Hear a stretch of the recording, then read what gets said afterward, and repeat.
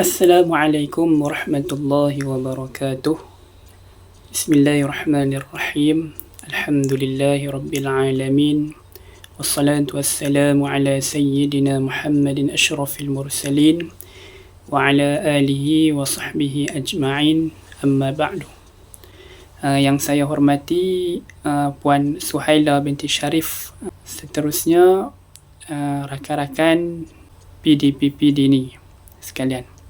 Baik, jadi insyaAllah pada hari ini saya Megat Muhammad Faiz bin Megat Abdul Ghani beserta rakan-rakan saya dari kumpulan 1, Ahmad Zainul Arifin bin Musa dan Siti Aisyah binti Abdul Hamid, yang mana kami akan membentangkan tugasan yang telah diamanahkan kepada kami, iaitu membentangkan berkaitan dengan isu ketidaksamaan, iaitu daripada aspek bahasa dan struktur sosial, akibat daripada kepelbagaian sosial budaya.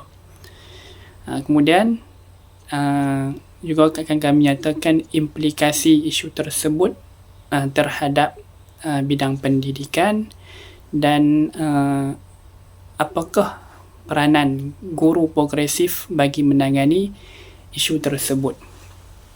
Baik, jadi sebelum kita masuk atau kita bahaskan tentang isu ketidaksamaan, terlebih dahulu sebaiknya kita faham, kita tahu apakah konsep ataupun apakah maksud kepelbagaian sosio budaya. Baik.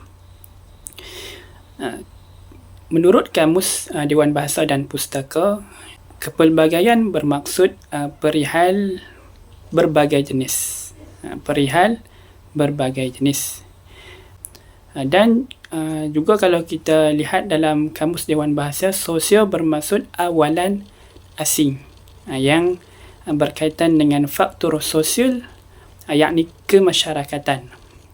Dan budaya pula menurut Parenti dalam Yasmin Ahmad 2014, budaya ditakriskan sebagai satu cara hidup yang diamalkan oleh sesuatu kumpulan dan meliputi sistem sosial, susunan organisasi ekonomi, politik, agama, kepercayaan, adat resam, sikap dan nilai.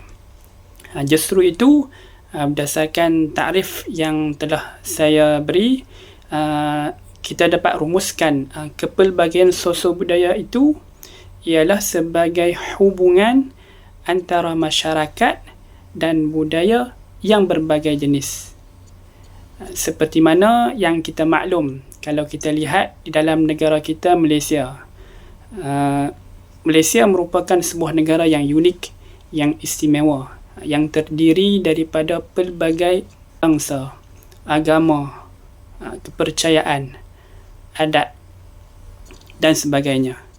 Kalau kita lihat dari aspek bangsa, kita akan lihat majoriti adalah berbangsa Melayu dan diikuti oleh bangsa Cina dan diikuti oleh bangsa India dan bangsa-bangsa yang lain seperti Kadazan, Iban dan sebagainya. Dan kalau kita tengok pula dari aspek agama, kita akan lihat di sana majoriti bangsa Melayu iaitu beragama Islam, dan agama Islam pula adalah agama rasmi persekutuan, dan agama yang lain bebas untuk diamalkan seperti agama Buddha, Kristian, Hindu dan sebagainya. Baik. Jadi kita masuk terus kepada isu ketidaksamaan. Baik. Jadi saya akan bahaskan tentang isu ketidaksamaan dari aspek struktur sosial. Baik. Isu yang pertama iaitu pelajar perempuan lebih cemerlang dalam pendidikan berbanding pelajar lelaki. Perkara ini kita dapat lihat kalau di sekolah-sekolah kita akan nampak pelajar perempuan akan ditempatkan di kelas-kelas yang pertama ataupun di kelas yang terbaik. Adapun pelajar lelaki selalunya akan ditempatkan di kelas yang kedua dan yang ketiga. Selain pada itu, kita dapat lihat juga dalam pencapaian peperiksaan awam, kita akan lihat keputusan ataupun pencapaian pelajar perempuan lebih cemerlang secara menyeluruh dan konsisten. Baik, selain itu kita dapat juga lihat hal ini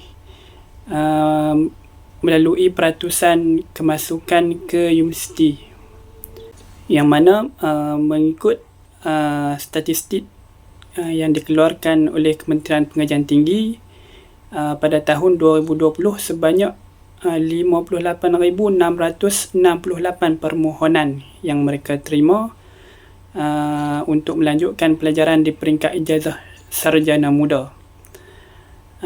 Daripada jumlah tu, 58,668 seramai 40,559 yang diterima adalah perempuan, iaitu sebanyak 69%, dan untuk lelaki iaitu hanya sebanyak 31%, iaitu seramai 18,109. Baik, secara tidak langsung berdasarkan isu pelajar perempuan lebih cemerlang daripada pelajar lelaki ini, di antara implikasi terhadap pendidikan yang timbul iaitu antaranya ialah guru-guru akan beranggapan negatif terhadap pelajar lelaki. Sebagai contoh, guru akan menganggap murid lelaki sebagai kurang pandai ataupun murid lelaki kurang memberi penumpuan pembelajaran dalam pembelajaran, dan contoh lain seperti guru akan beranggapan bahawa murid lelaki ataupun pelajar lelaki malas. Dan selain itu, antara implikasi lain yang boleh saya nyatakan iaitu institut pengajian akan didominasi oleh pelajar perempuan berdasarkan fakta-fakta yang saya berikan. Baik, dan yang terakhir iaitu apakah peranan guru progresif bagi menangani isu ini.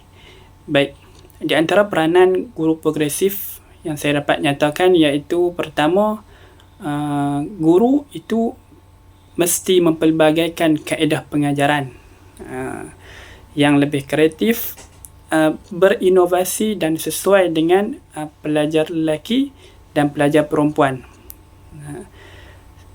untuk menarik minat pelajar lelaki supaya tidak jemu dan tidak bosan ketika sesi pembelajaran.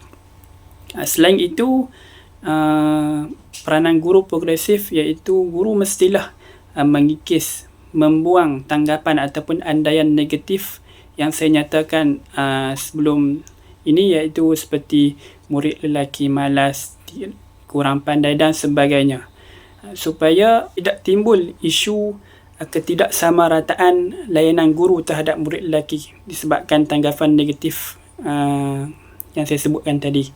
Dan yang terakhir, di antara peranan guru progresif yang dapat saya nyatakan iaitu guru mestilah berusaha untuk memupuk semangat belajar dalam diri murid supaya mereka minat belajar, dan selalu memberi nasihat kepada mereka, di antaranya menyedarkan mereka bahawa jika mereka tidak cemerlang dalam pendidikan, perkara ini akan menyebabkan kaum lelaki akan dipandang rendah oleh kaum wanita. Baik, saya rasa sekadar itu saja daripada saya untuk isu yang pertama. Saya serahkan isu yang seterusnya kepada sahabat saya iaitu Ahmad Zainul Arifin bin Musa. Sekian, terima kasih. A'udzu billahi minasyaitonir rajim. Bismillahirrahmanirrahim. Assalamualaikum warahmatullahi wabarakatuh. Nama diberi Ahmad Zainul Arifin bin Musa, merupakan pelajar PDPP Dini ambilan Oktober 2023, dan insya-Allah dalam subjek EDUP 2012 Sosiologi dalam Pendidikan akan meneruskan perbincangan berkaitan beberapa isu dalam sosiologi dalam pendidikan, iaitu isu ketidaksamaan akibat kepelbagaian sosio-budaya, dan seterusnya akan membicarakan berkaitan dengan implikasi terhadap bidang pendidikan dan apakah peranan seorang guru yang progresif. Isu kedua yang telah kami bincangkan dan kami simpulkan adalah isu yang datangnya dari murid yang dari latar belakang sosioekonomi yang rendah sering menghadapi masalah keuangan dan kemudahan belajar. Seperti yang kita maklum, ramai dalam kalangan yang tercicir ini datangnya dari keluarga yang hidup dalam kemiskinan. Kemiskinan bukan lagi menjadi masalah baru yang melanda di negara kita. Kemiskinan sosial bukan sahaja melibatkan ketidaksamaan ekonomi, iaitu dari segi pendapatan, taraf kehidupan dan sebagainya, tetapi juga meliputi ketidaksamaan sosial yang juga berkaitan dengan pendidikan. Memang tidak dinafikan bahawa isu kemiskinan merupakan salah satu faktor utama yang menyebabkan berlakunya jurang pendidikan di negara kita. Walaupun kerajaan sentiasa mengambil inisiatif dalam membendung masalah ini, namun masalah ini masih lagi membelenggu masyarakat kita pada hari ini. Dan dengan isu tersebut, apakah implikasi terhadap pendidikan? Antara yang dapat kita simpulkan bahawa murid yang mempunyai ataupun latar belakang keluarga mempunyai sosioekonomi yang rendah agar susah untuk mendapat akses terhadap pendidikan. Seperti mana yang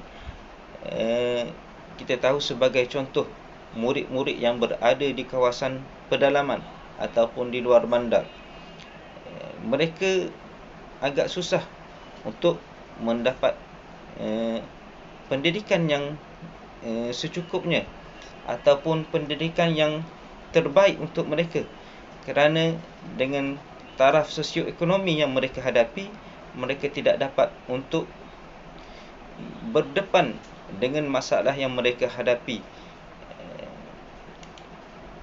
Dengan kelas sosial para pelajar yang selalu dikaitkan dengan kelakuan dan pencapaian pelajar-pelajar di sekolah, dengan kata lain, latar belakang sosioekonomi mempunyai korelasi terhadap perangai dan pencapaian.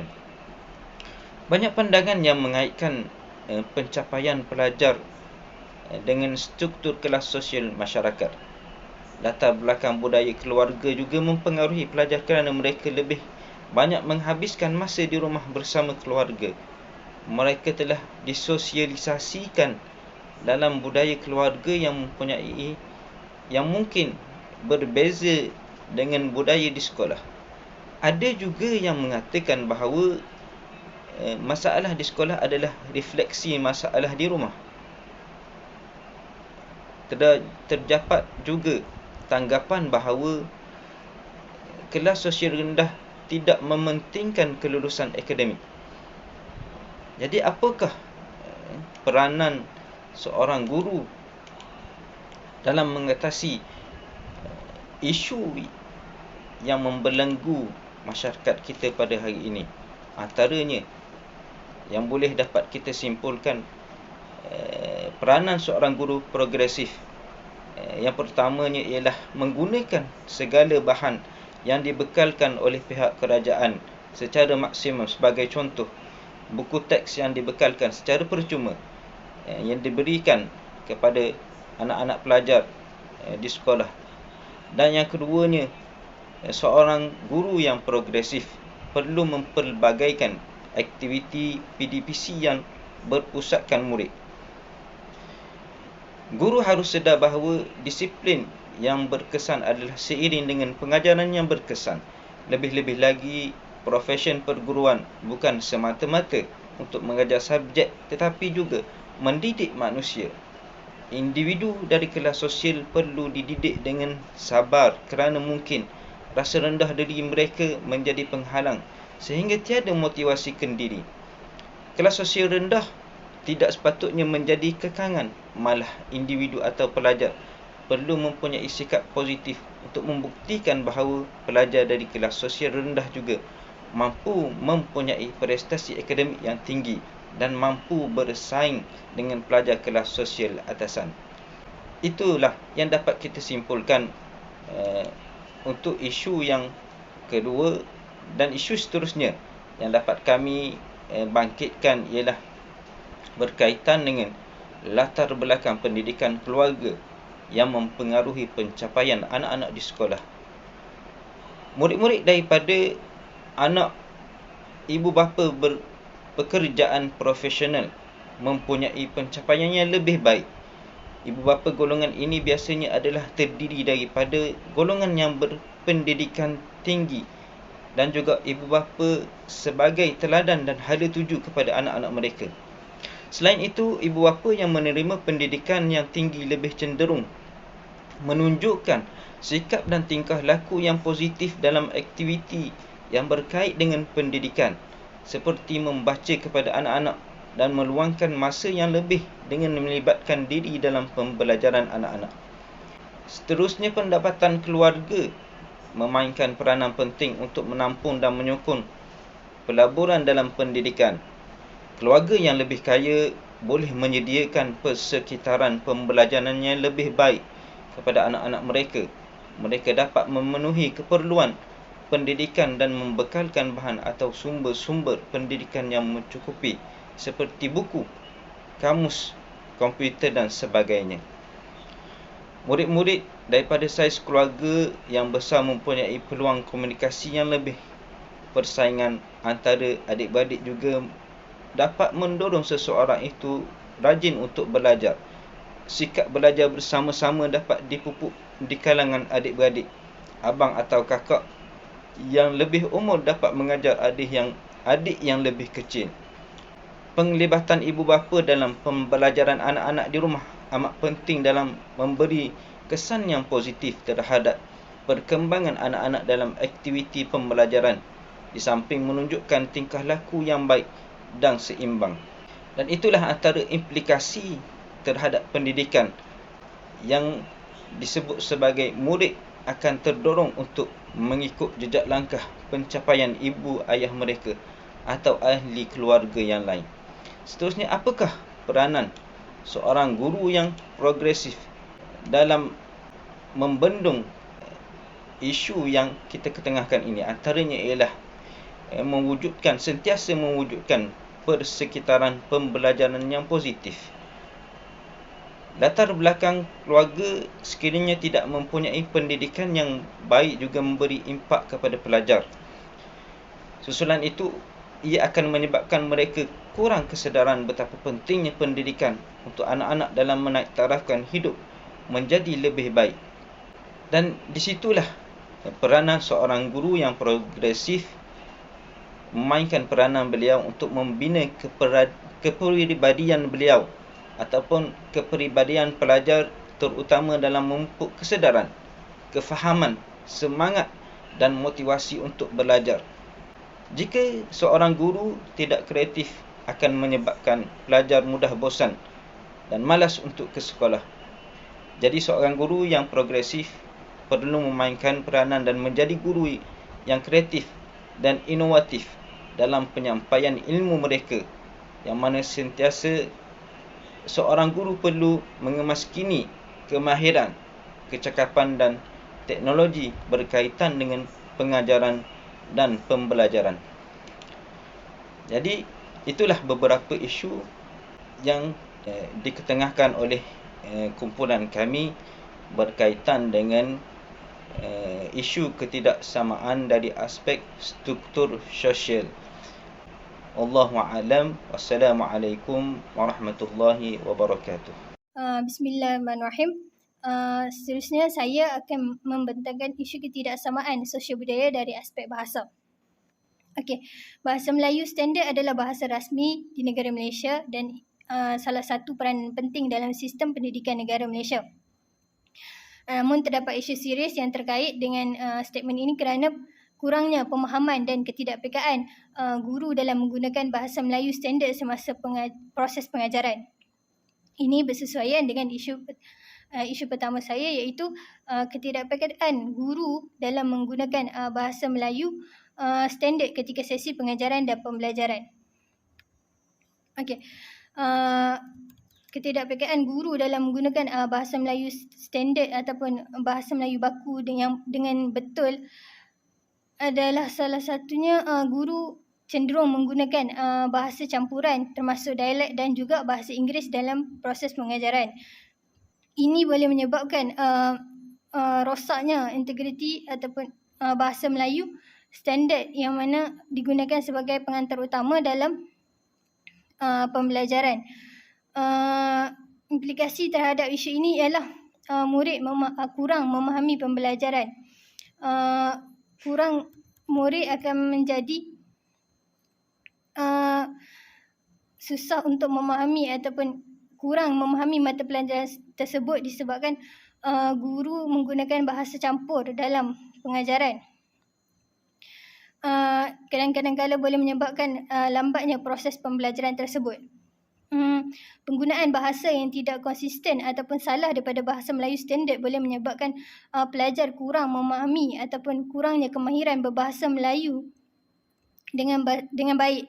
Ini menyebabkan atau memberi kesan negatif terhadap kemampuan pelajar tersebut dalam berkomunikasi dan mempelajari bahasa Melayu dengan betul. Penggunaan bahasa Melayu yang tidak betul juga boleh menyebabkan ketidaksamarataan peluang pendidikan kepada murid kerana bagi murid yang tidak membesar dalam lingkungan bahasa Melayu standard yang betul boleh menjejaskan prestasi akademik mereka.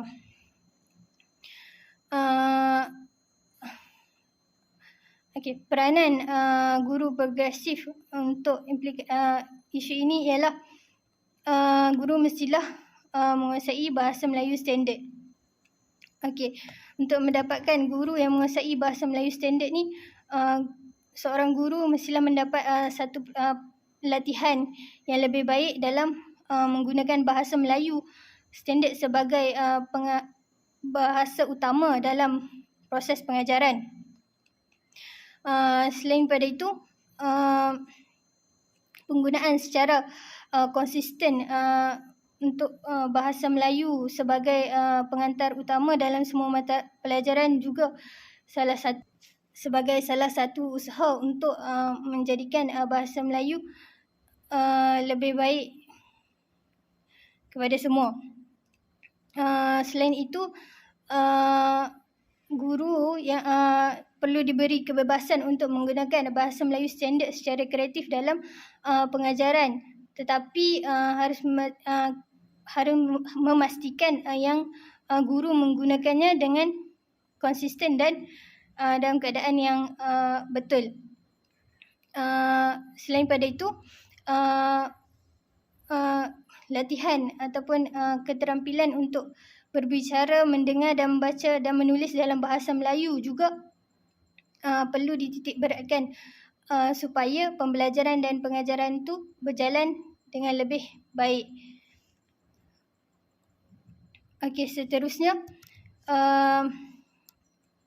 isu kedua ialah murid pendalaman ataupun bukan Melayu yang tidak fasih dalam bahasa Melayu. Salah satu contoh untuk isu tersebut adalah penggunaan bahasa Melayu di sekolah Cina ataupun di sekolah jenis kebangsaan. Kurangnya penggunaan bahasa Melayu dalam proses pengajaran boleh menyebabkan pelajar-pelajar pendalaman ataupun bukan Melayu kurang fasih dalam berbahasa Melayu. implikasi terhadap isu ini ialah murid akan terjejas pembelajaran dan kurangnya kemudahan akses pendidikan ataupun kemudahan akses pendidikan terhad. Okey, kesulitan ataupun kesusahan pelajar untuk memahami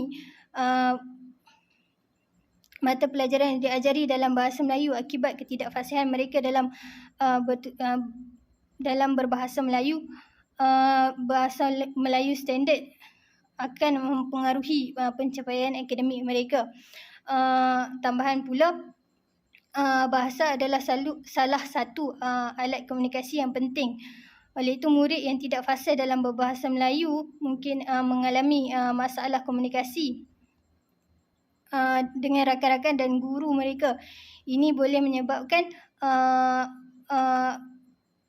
interaksi murid-murid tersebut dalam kelas kurang. Dan juga disebabkan kesulitan untuk bercakap ataupun berbahasa Melayu boleh menyebabkan kurangnya percaya diri ataupun akibat daripada ketidakfasihan mereka untuk dalam bahasa Melayu ini boleh salah satu boleh menyebabkan kurangnya ataupun kurangnya kepercayaan diri lah, kerana mereka tidak boleh bertutur dalam bahasa Melayu ataupun berinteraksi dengan rakan-rakan mereka dalam bahasa Melayu. Dan juga boleh menyebabkan mereka rasa rendah diri kerana kurangnya ataupun pencapaian akademik mereka itu menurun dan sebagainya. Okey, peranan guru progresif untuk isu ini ialah dengan membangunkan dan menggalakkan kemahiran bahasa murid. Okey, guru yang progresif mempunyai peranan penting untuk membantu murid-murid yang tidak fasih dalam bahasa Melayu ini dengan menyelesaikan kurikulum ataupun bahan-bahan pelajaran pada tahap kemampuan pelajar tersebut, iaitu kemampuan bahasa pelajar tersebut, dan ini bolehkan guru membantu pelajar cara belajar yang lebih berkesan. Selain itu, guru perlu memberikan sokongan kepada individu ataupun kepada murid yang menghadapi kesukaran tersebut dan boleh memberikan bimbingan tambahan seperti latihan ataupun motivasi yang lebih kepada pelajar tersebut. Selain itu, guru juga boleh mengadakan pertandingan bercerita dalam bahasa Melayu ataupun mereka cerita atau cerpen yang melibatkan dalam bahasa Melayu standard untuk menarik minat pelajar-pelajar yang tidak fasih dalam bahasa Melayu ini untuk mengembangkan kemahiran dalam bahasa Melayu mereka.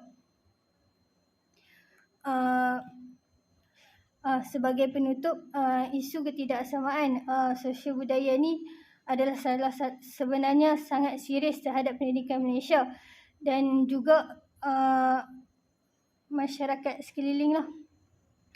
Dan ianya sangat memerlukan kolaborasi dari semua pihak, bermula daripada pemerintah kepada lembaga pendidikan, guru-guru, ibu bapa maupun masyarakat untuk memastikan semua akses ataupun pembelajaran anak-anak ni lebih terhasil dan lebih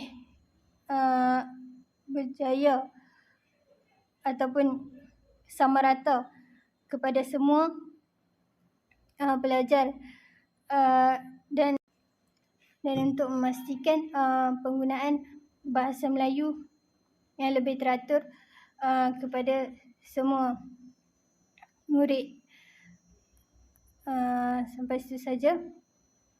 Semoga mendapat manfaat.